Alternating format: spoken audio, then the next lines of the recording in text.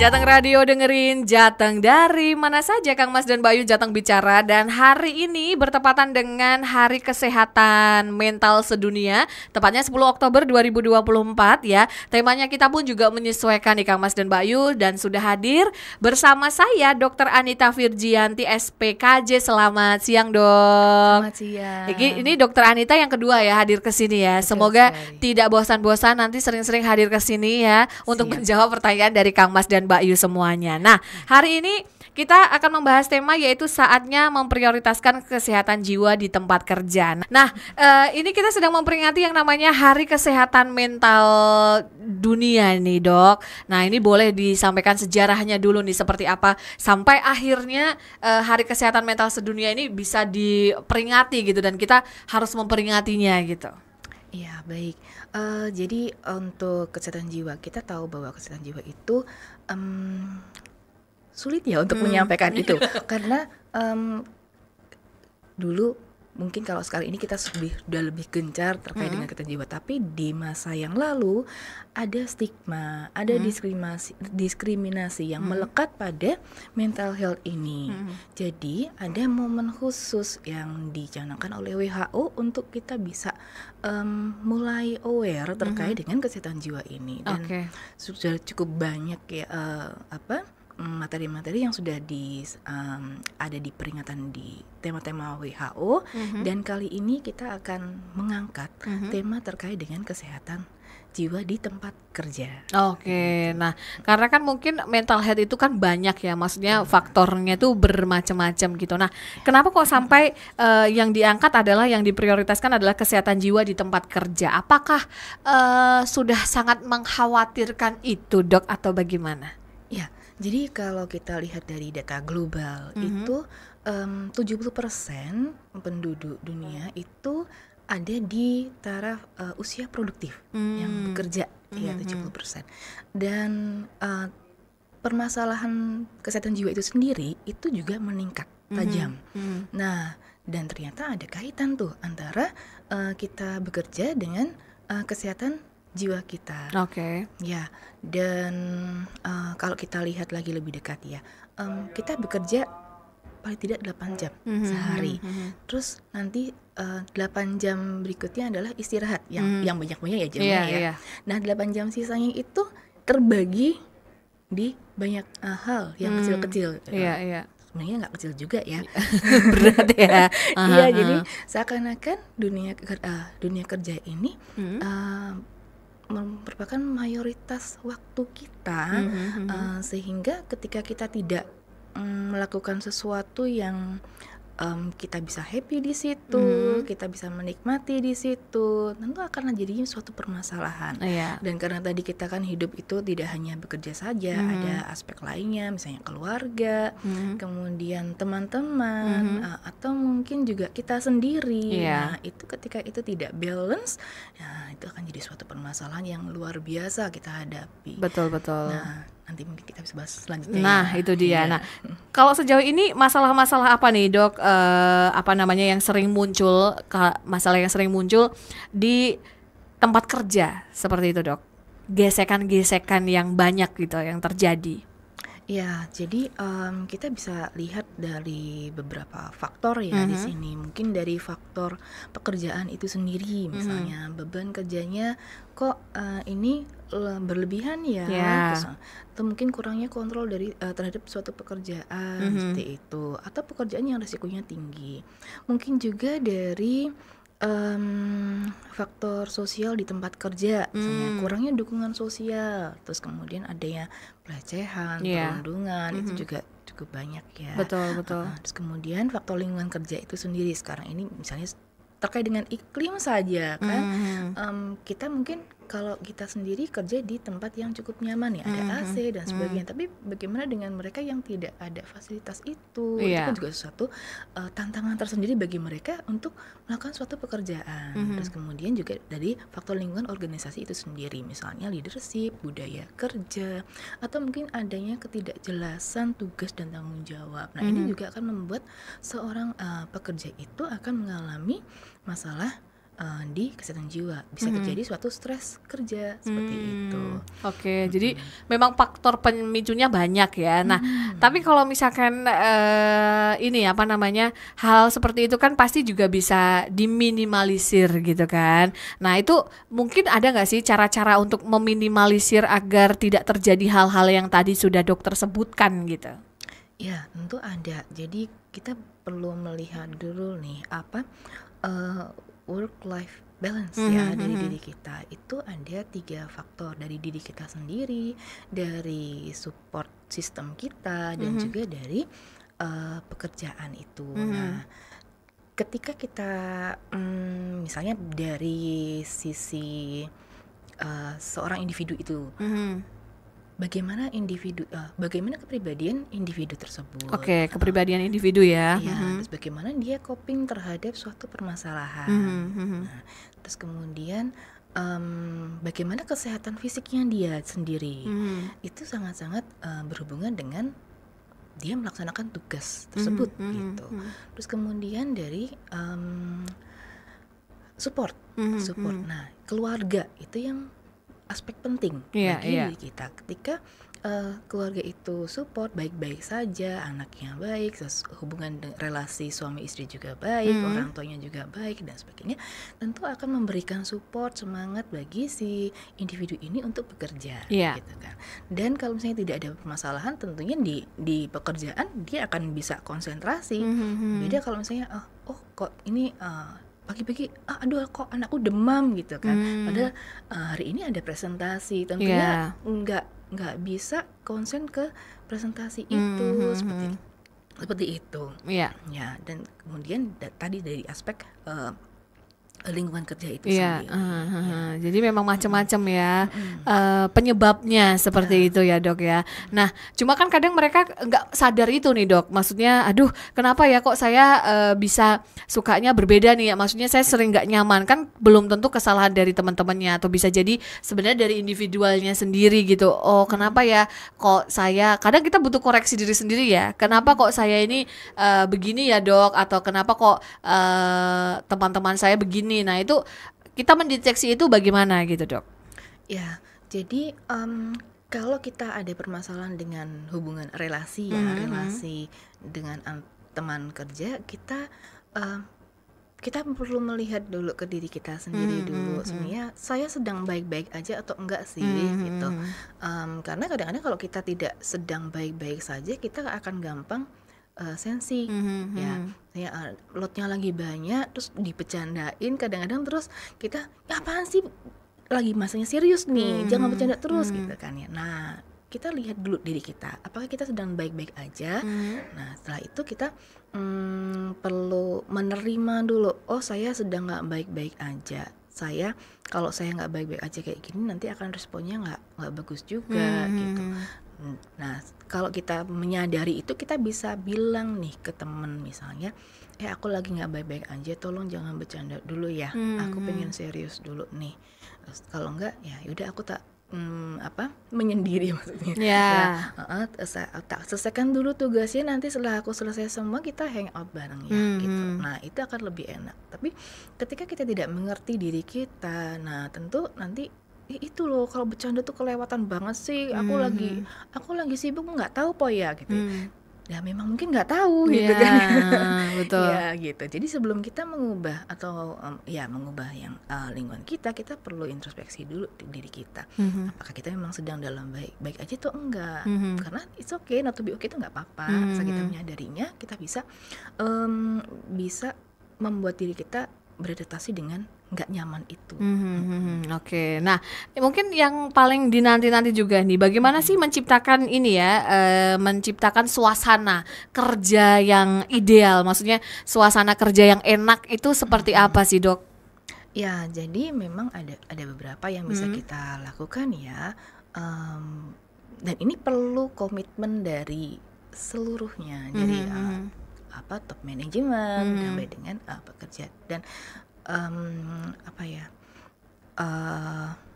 dan ketika kita membangun itu ada beberapa hal, misalnya ada terkait dengan positive emotion.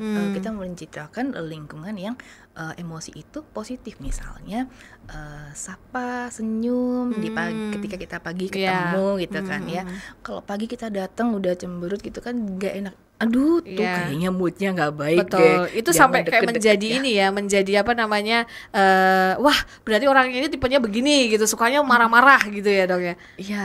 Padahal kalau kita lihat di belakang, mungkin kalau kita flashback, bukan flashback ya, kita melihat latar belakang si A ini, mungkin di rumah ada sesuatu nih gitu kan. Mungkin pagi-pagi udah ini kok banyak gembos kok ini kan, jadi moodnya nggak enak. Nah, jadi ketika kita ada senyum, sapa, salam dan apresiasi, bagus, pagi, pagi banget, saljin ya kamu gitu. Nah, itu akan menimbulkan dampak yang baik. Dan ketika kita memang terbiasa seperti itu, ketika ada teman kita yang tidak baik-baik aja, dia kan tidak baik-baik aja teman kita mungkin bisa, oh aduh ada apa ya ini ya, bukan langsung mencet, ini mesti kalau datang gini, enggak, tapi ada apa ya, kok biasanya nggak kayak gini, dia kok kayak gini, mungkin ada suatu masalah kali ya. Mungkin nanti kalau udah agak longgar, coba dia ditanya-tanya dulu gitu, ada perlu bantuan nggak sih gitu kan. Nah itu terkait dengan positive emotion. Terus kemudian keterikatan, engage, keterikatan ya, hubungan gitu kan ya. Jadi ketika kita memiliki hubungan yang baik, ada belajar bareng, misalnya ada pekerjaan baru, kemudian kita belajar bareng, nggak hanya sendirian, itu kita nggak akan merasa sendiri.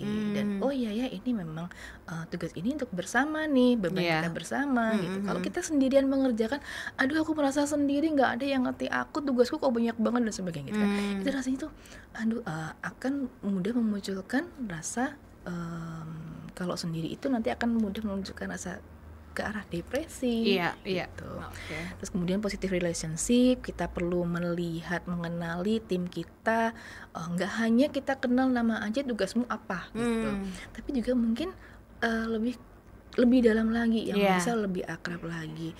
Misalnya oh iya si A ini punya anak 2, namanya ini dan ini, dia tuh kesukaannya ini, terus tinggalnya di sini, suaminya ini, terus kemarin liburan, itu akan lebih ketika kita mengenal keluarga dari teman-teman kita, akan ibarat kalau kita kenal kan, jadi akan lebih sayang ya, betul. Jadi akan lebih care, dan nantinya ketika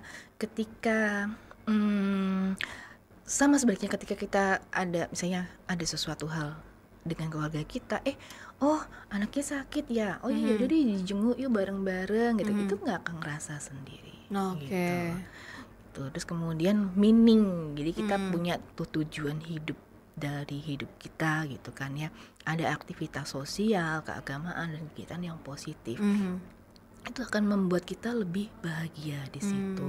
Terus kemudian meaning ini juga kita juga perlu melihat tujuan dari organisasi, apa sih sebenarnya yang dituju, kan lebih enak, lebih jelas kan. Betul. Nanti kita lagi bikin ini nih, HKJS nih bareng-bareng, nanti acaranya ini dan ini ya, tanggal sekian. Kalau udah jelas itu kan lebih enak untuk menjalannya. Nanti tugasnya ini aku harus selesai tugasnya ini di sini, karena nanti teman-teman butuh ini. Akan lebih enak dalam menjalankan tugas-tugas kita. Itu tadi ya yang beberapa yang bisa dilakukan nih Kang Mas dan Mbak Yu, kalau untuk menciptakan suasana kerja yang memang nyaman ya, karena memang itu yang dibutuhkan ya Dok. Kalau misalkan kerja juga nggak nyaman pun juga nggak enak tentunya ya kan suasananya. Baik, yang tadi kita sudah membahas beberapa masalah-masalah yang sering terjadi atau kasus-kasus yang sering terjadi di tempat kerja tentunya. Nah, sekarang kita mau tanya nih Dok, sebelum kita akan menjawab pertanyaan ya yang sudah masuk. Kadang kan kita juga perlu nih mengenali diri kita ini sedang tidak baik-baik saja ataukah tidak gitu kan, agar kita juga bisa tahu agar nantinya tidak akan terjadi benturan nih di tempat kerja seperti itu. Bagaimana nih Dok? Iya, jadi ketika kita tahu bahwa diri kita tidak baik-baik aja, tentu kita bisa mengambil sikap ya. Nah, kapan sih kita merasa bahwa diri kita lagi nggak baik-baik aja gitu ya? Jadi di sini kalau di dunia kerja itu ada yang kita lihat misalnya dari fisik kita dulu. Fisik kita tidurnya bagus nggak? Karena tidur itu benar-benar mengganggu juga ya ternyata ya. Prioritas juga. Karena kalau kita istirahat tentunya kita akan fresh lagi tuh. Betul. Saat bangun tidur. Nah, ini kadang yang kurang disadari ternyata kurang tidur juga bisa memicu emosi ya. Betul. Terus apa lagi, Dok? Ya, terus tadi terkait dengan tidur, makan, olahraga. Ketika fisik kita oke, maka akan memberikan support kita untuk bekerja. Terus kemudian dari tanda fisik itu, kalau kita berhadapan dengan suatu situasi itu kok rasanya deg-degan ya, terus kok saya rasanya mual ya, kok pada saat situasi A ini pas lagi kejar tayang kok lehernya kenceng banget ya, kok gampang sakit kepala ya, bahkan kok sering banget flu ya gitu. Kalau kita sering banget sakit dan kita coba lihat, hubungkan nih dengan situasi kita saat itu, oh bebannya lagi banyak, oh jangan-jangan ada nih hubungan gitu. Tapi itu bukan satu aspek saja, masih ada lagi yang butuh kita lihat, pikiran kita, perasaan kita, dan kemudian apa respon kita. Nah dari perasaan, ada nggak sih misalnya rasanya kok capek banget ya, udah istirahat tapi kok nggak ini ya, terus ada mungkin cemas, ada mungkin sedih, ada mungkin kecewa, ada mungkin kemarahan di situ yang mewarnai kehidupan kita. Nah, kalau pikiran itu misalnya, aduh aku mampu nggak ya dikasih tugas segini banyak, kok udah to do listnya kok udah banyak banget, aku soalnya nggak mampu deh gitu. Nah itu pikiran kita. Ada mungkin juga pikiran, aduh kok rasanya terus aku jadi merasa bersalah, apa-apa kok yang aku kerjakan itu kok nggak bener sih gitu. Nah itu, terus kemudian dari perilaku yang kita lakukan, kita kok jadi lebih sering membuat kesalahan ya, padahal dulu itu bikin PowerPoint misalnya itu paling 1 jam selesai, ini seharian 2 hari kok nggak selesai ya gitu. Terus misalnya juga misalnya dia tukang masak misalnya, bumbunya kok salah ya, kok rasanya kok cemplang itu apa ya? Cemplang itu hambar gitu ya. Nah, kok nggak pas ya, kok banyak banget kesalahan. Nah itu kemungkinan karena kita ada sesuatu nih. Nah mulai dari itulah kita introspeksi, apakah ada masalah nih di pekerjaan kah, atau di kehidupan kita nih, di relasi kah, di keluarga kah, atau mungkin kita kurang tidur. Nah, gitu. Jadi itu yang bisa kita lihat. Dan yang bisa mengenali adalah diri kita sendiri ya. Kalau orang lain kan tidak bisa tahu ya, apakah kita ada yang salah, apakah kita kurang tidur, atau mungkin kita bermasalah dengan teman-teman, ataukah mungkin kita bermasalah dengan keluarga, seperti itu. Ya diri sendiri yang tahu ya, Dok ya. Nah kita mungkin akan mencoba menjawab beberapa pertanyaan yang sudah masuk. Ini ada beberapa ya. Yang pertama, pertanyaannya dari Pemalang ini. Halo, saya Tere. Katanya, ini dari Dela yang ada di Batang. Kenapa ya saya merasa iri jika teman saya itu lebih berprestasi daripada saya? Sepertinya saya juga sudah bekerja dengan maksimal dan saya sering merasa tidak senang ketika orang lain itu mendapat pujian. Apakah ada yang salah dari diri saya? Lalu saya harus bagaimana nih, Dok? Jadi ketika sebenarnya iri itu iri ini lebih ke makna negatif ya. Tapi sebenarnya kalau kita memaknai bahwa nih ada pencapaian, saya merasa ada yang kurang nih. Nah itu kita sebenarnya suatu hal yang alarm yang baik nih. Berarti copingnya nanti yang perlu kita kelola nih. Berarti apakah ada yang salah dengan saya? Nah ini adalah suatu saat yang tepat bagi kita untuk mengintrospeksi diri gitu. Memang beneran kurang atau apa gitu. Karena kadang-kadang kita melakukan tugas, apakah ini tugas yang memang diberikan oleh institusi atau perusahaan. Jadi kita kadang kita mengerjakan sih, tapi ternyata kok nggak sesuai dengan yang diharapkan oleh institusi atau perusahaan. Nah, tentunya itu nggak bisa dinilai bukan ini yang dibutuhkan. Jadi apresiasi itu, apresiasi, oh ya terima kasih sudah melakukan, tapi ternyata untuk nilai yang lebihnya ini yang memang bisa mengerjakan sesuai dengan yang diharapkan oleh perusahaan atau institusi. Mungkin itu, atau mungkin ada hal yang lainnya yang ya kita perlu menanyakan juga, mungkin misalnya apa sih yang diharap, dari teman-teman mungkin melihat seperti apa, atau mungkin dari atasan. Kadang masukan-masukan itu diperlukan bagi kita, tapi juga perlu keberanian juga untuk menerima masukan kan ya. Betul.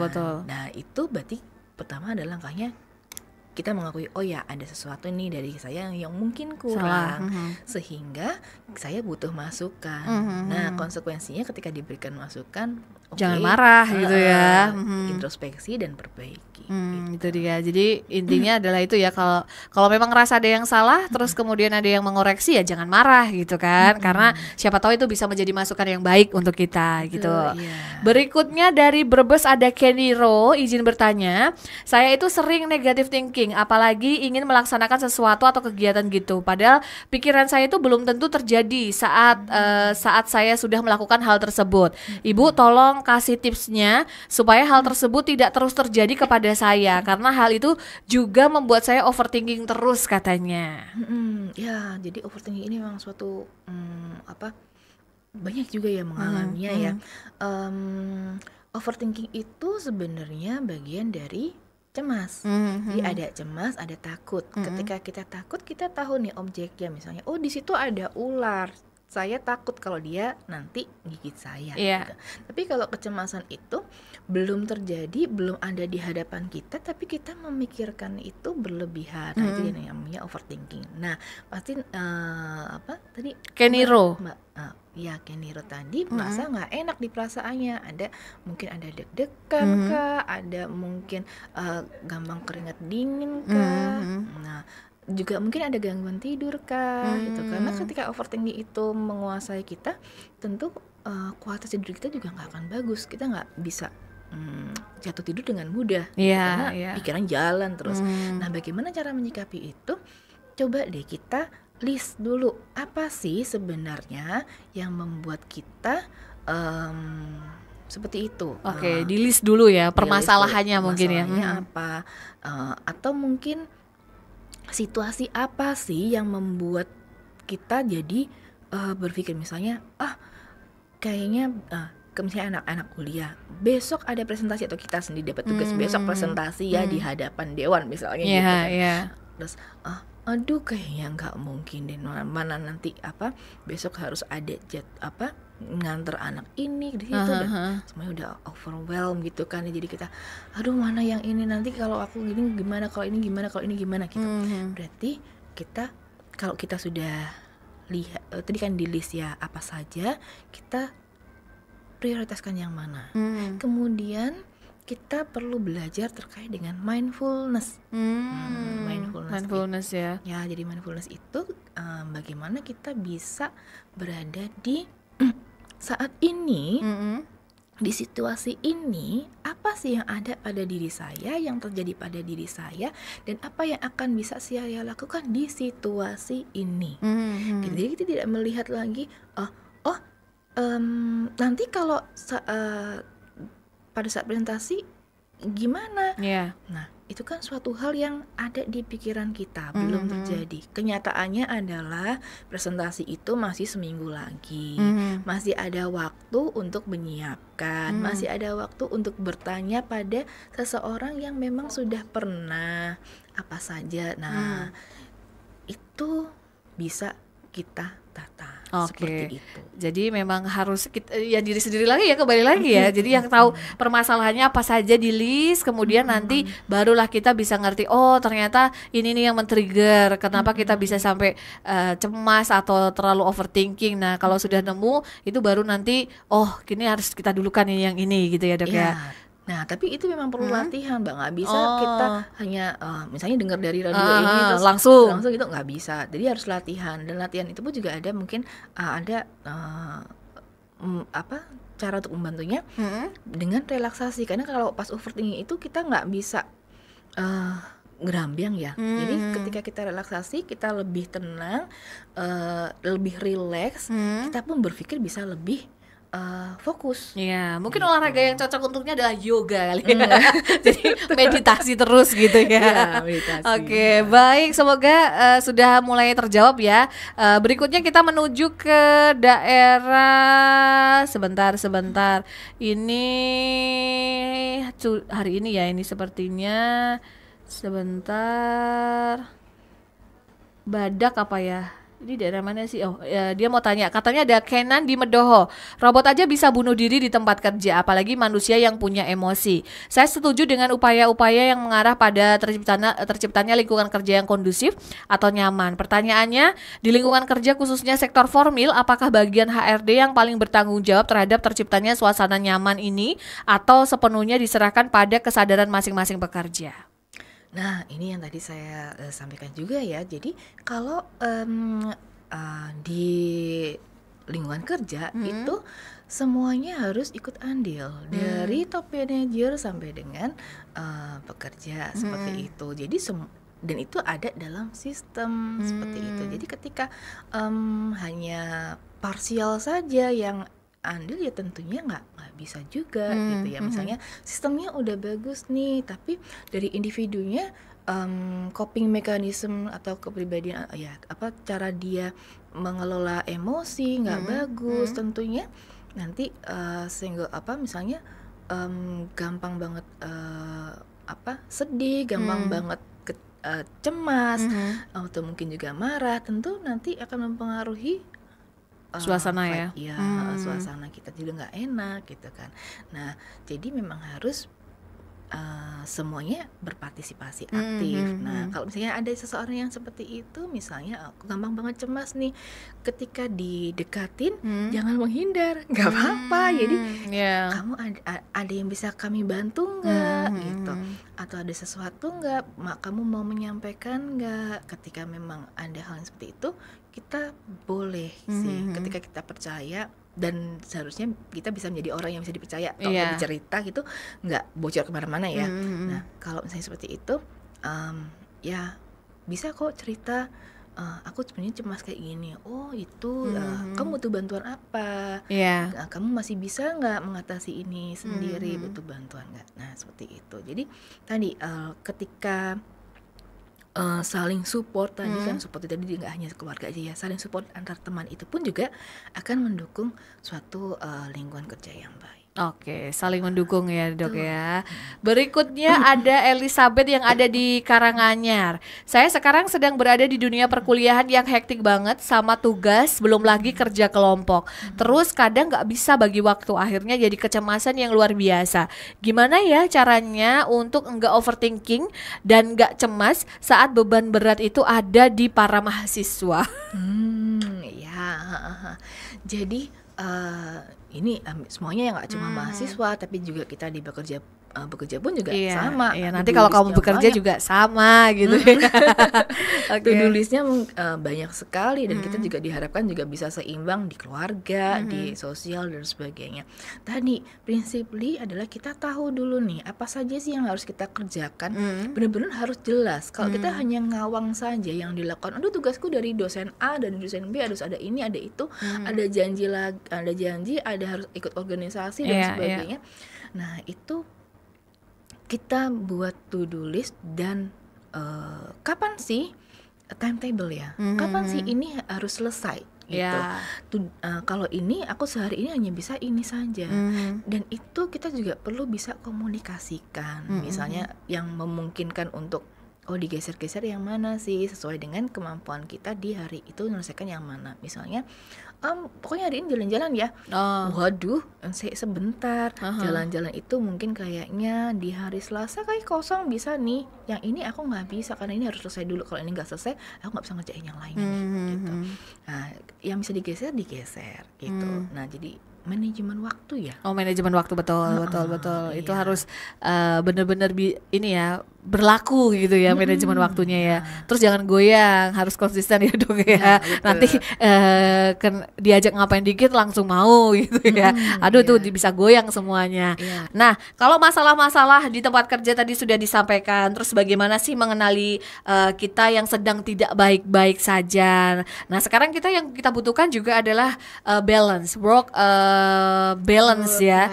Nah work-life balance ini harus kita mulai nih dok, agar ya kita tidak tetap nyaman dimanapun kita berada, baik itu di kehidupan kita sendiri dan di kehidupan kita di dunia pekerjaan, sehingga nggak bikin stres ya kan, dan juga nggak bikin tidak nyaman juga di tempat kerja ataupun sebaliknya. Nah itu harus seperti apa nih dok? Ya, mungkin saya ulang sedikit ya, tadi mungkin ada yang miss ya. Jadi work-life balance itu suatu kondisi di mana kita bisa menyeimbangkan antara tuntutan kerja dan kehidupan sehari-hari kita secara proporsional loh ya.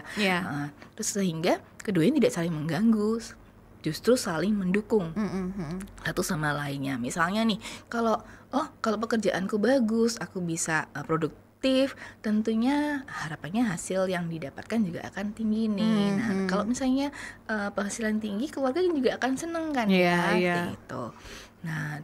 Nah, kemudian hal yang kita lihat adalah individu itu sendiri, bagaimana kita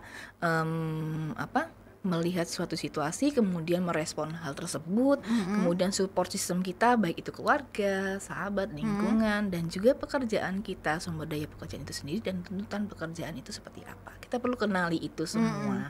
Nah, terus kemudian ketika kita sudah tahu itu, maka kita bergeser ke terkait dengan respon kita terhadap stres. Beban kerja itu seperti apa? Apakah kita atau mungkin kita bukan kita ya yang memiliki pekerjaan, memiliki owner misalnya ya. Ini pekerjaku ini sudah cukup atau belum ya? Beban kerjanya? Karena kalau ternyata dia bebannya tidak kurang gitu ya, itu pun juga akan jadi stres. Ngapain juga aku kesini di sini cuma kayak gini doang, nggak ada apresiasi, nggak ada. Nah itu seseorang juga butuh tuh stres ternyata untuk bisa bisa eksis gitu, seperti itu. Nah jadi harus imbang nih, proporsional ya. Nah, agar kita bisa produktif. Nah tapi kalau misalnya kelebihan, maka dia akan bergeser. Pertama mungkin exhaust dulu, rasanya kok capek ya, kok gampang ini ya, gampang ya. Nah itu sudah mulai alarm tuh bahwa udah nggak baik-baik aja di situ. Nah kemudian kalau itu berlanjut lagi, ada namanya burnout. Burnout ini yang sering banyak marak akhir-akhir ini ya, burnout gitu ya dok. Ya burnout itu karena kelelahan kronis dari apa yang kita jalani sehari-hari ini. Itu benar-benar nggak bisa, produktivitas akan turun di situ. Kalau exhausted masih mungkin bisa produktif, karena seseorang itu bisa dipaksa sampai dengan level tertentu. Tapi itu harus kembali lagi seperti semula, karena ibarat nih karet aja ya, kalau dibentangkan terus masih bisa sih molor, tapi habis itu kalau misalnya ini akan putus kan ya gitu. Nah kalau udah burnout ini masalahnya akan juga lebih banyak lagi, yang kesalahan kerjanya banyak, terus gesekan antar individu juga jadi lebih besar, masalahnya nggak hanya di pekerjaan saja, di keluarga juga bisa, yang nantinya akan masuk ke gangguan jiwa seperti itu. Itu sampai separah itu ya nantinya. Betul. Ya. Aduh. Jadi kita memang harus yang tahu kan diri kita ya, harus balance gitu agar tidak nantinya sampai ke gangguan jiwa itu tadi ya dok ya. Oke, kita kalau begitu boleh lanjut menjawab pertanyaan lagi ya dok. Berikutnya ini ada Adi yang ada di Kebumen. Dulu saya sering dibully ibu, kata-kata mereka yang diucapkan kepada saya masih terngiang-ngiang di pikiran saya. Walau orang lain mengucapkan kata-kata tersebut bukan untuk saya, tapi perasaan saya langsung merasa cemas dan deg-degan karena kata-kata tersebut sudah membekas di pikiran saya. Cara supaya hal tersebut tidak terus menghantui saya, hal apa yang harus saya lakukan ya Bu? Saya sudah mencoba untuk melupakannya namun tetap tidak bisa. Iya, tentu gak nyaman sekali ya dengan hal yang seperti itu. Dan sebenarnya ketika kita sudah mengenali itu suatu langkah yang baik nih. Tapi terkait dengan trauma masa lalu ini memang jalan kita perlu langkah yang panjang untuk bisa mengurai itu. Pasti ada sesuatu hal dari diri kita yang kok seperti ini, ada sesuatu yang harus diselesaikan dan sebagainya. Nah, saat ini yang bisa dilakukan saat ini, kita mindful lagi nih, mindful. Jadi, apa sih yang bisa saya lakukan sekarang gitu. Kita harus bedakan nih antara masa lalu dan masa kini gitu. Oke, saya memang ada pengalaman gak enak nih di masa lalu terkait dengan ini. Tapi di masa ini, kata-kata itu tidak ditujukan pada saya. Saya ada di situasi yang seperti ini. Itu dideskripsikan. Memang tidak sama dengan posisi lalu. Nah, itulah yang akan jadi penguat kita bahwa kita hidup di masa kini yang kalau misalnya kita ada pikiran seperti itu, kita bisa mengubah pikiran kita. Oh, bukan itu maksud si A gitu. Jadi itu tidak ditujukan ke saya karena saya saat ini seperti ini. Coba katakan itu pada diri kita sendiri dan lihat respon kita gitu. Tapi ketika memang sudah cara itu belum berhasil, berarti memang perlu ke ahlinya agar bisa dituntun lebih baik lagi untuk ke arah sana. Betul, gitu. Datang ke psikiater atau psikolog pun juga itu bukan sesuatu yang salah ya dok ya. Boleh dicoba seperti itu ya. Berikutnya ada dari Fadil yang ada di Jaten. Karena ini diperingati secara resmi, berarti pemerintah menaruh perhatian pada persoalan kesehatan mental di lingkungan kerja. Nah, sejauh mana nih bentuk perhatian atau intervensi pemerintah terhadap hal ini? Bagaimana dengan kami yang bekerja di sektor non formal, semisal driver ojol dan lain-lain? Apakah diperhatikan juga kondisi kesehatan mental kami di lapangan? Ya, jadi kalau pemerintah menunjukkan perhatiannya dengan ada aturan-aturan yang memang dikeluarkan ya dari Undang-Undang Kesehatan, terus kemudian ada juga PP terkait dengan kesehatan kerja, PP nomor 88 tahun 2019 terkait dengan kesehatan kerja, di mana ada standar kesehatan kerja meliputi upaya pencegahan penyakit, peningkatan kesehatan, penanganan penyakit dan pemulihan kesehatan. Nah, misalnya contohnya upaya pencegahan penyakit misalnya. Identifikasi, penilaian dan pengendalian penyakit potensi bahaya kesehatan misalnya, atau mungkin pemeriksaan kesehatan secara berkala. Nah, itu upaya pencegahan penyakit. Nah, pemeriksaan ini tidak hanya terbatas pada fisik saja, misalnya gula darah, kolesterol, nggak cukup itu. Sekarang sudah masuk ke pemeriksaan jiwa di situ. Ada juga ya dok? Ada. Dan di sini juga pemerintah juga sudah mencanangkan ya, ada posyandu. Posyandu itu sekarang tidak hanya untuk dulu pun juga sedemikian ya. Jadi mengikuti siklus hidup dari mulai yang ibu hamil sampai dengan lansia, bayi sampai dengan lansia. Jadi pekerja pun juga ada di dalamnya sebenarnya, ada di posyandu itu. Nah, terus kegiatan dan itu bisa dilakukan oleh masyarakat itu sendiri, support seperti itu. Karena dan juga ada yang bisa mendampingi, yaitu puskesmas gitu. Kalau untuk sektor informal kita bisa menggandeng puskesmas misalnya seperti itu. Tapi kalau misalnya suatu perusahaan yang memang formal ya, dia pasti akan ada ada ikut asuransi kesehatan seperti itu. Itu juga salah satu perhatiannya ya. Betul. Oke. Terus satu lagi nih kayaknya karena waktunya juga habis nih. Mohon maaf kalau belum bisa menjawab semuanya. Alea di Ungaran, Bu, saya saat ini kerja sudah 4 bulan, tapi di sini saya seperti kurang bisa bekerja sama saat ada kerja tim dan saya terlalu dominan. Saya tahu itu tidak bagus, Dok, tapi di sisi lain saya tidak bisa mengelola emosi saya. Gimana ya, Dok, caranya biar saya ini bisa mengelola emosi saya dengan baik? Silakan. Ada Alea yang ada di Ungaran. Ya, baik. Ya, Mbak Alia bagus sekali, Mbak Alia bisa menilai diri sendiri ya. Oh iya ternyata ini nggak baik-baik aja nih. Itu satu hal yang bagus ya. Dan tadi ketika kita dihadapkan suatu situasi, kita perlu melihat situasi itu secara detail dulu nih. Apa sih yang sebenarnya di situasi apa saya misalnya marah gitu.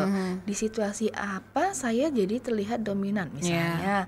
Oh, saat itu ada di situasi rapat. Rapat ini membahas terkait dengan A.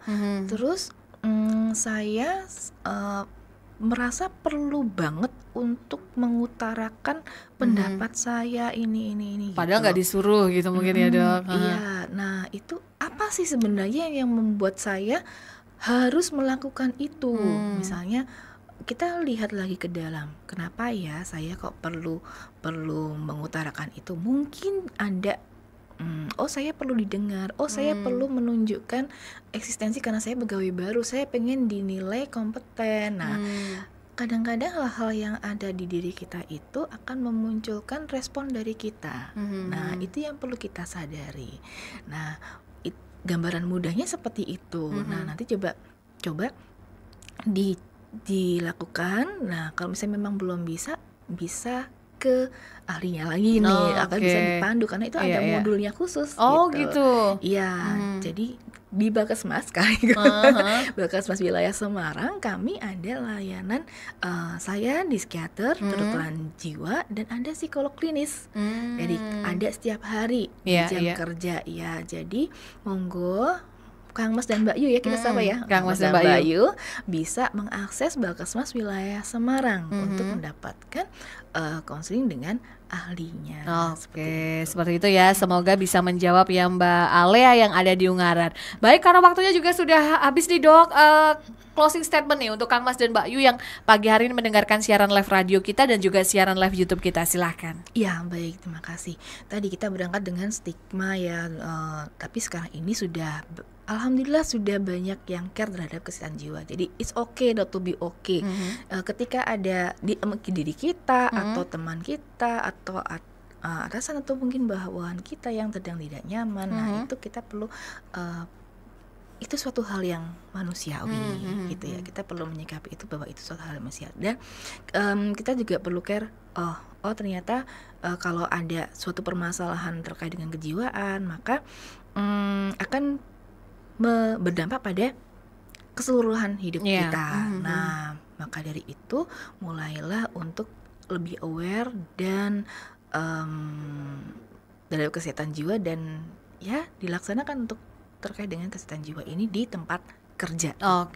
Di tempat kerja produktif. Ya. Betul sekali. Biar suasana kerja enak dan juga lebih produktif dalam bekerja juga. Baik kalau begitu terima kasih untuk Dr. Adita yang sudah hadir dan sharing-sharing untuk Kang Mas dan Mbak Yu semuanya. Semoga ini bermanfaat. Tentunya kalau terlambat mendengarkan siaran live kita di radio dan YouTube, nanti kita akan posting permanen di YouTube Jateng Radio. Nanti bisa disimak di sana kira-kira seperti apa. Kalau begitu, saya Dian Risti beserta Dr. Adita pamit dari Jateng Bicara. Mohon maaf kalau ada salah-salah kata. Selamat siang.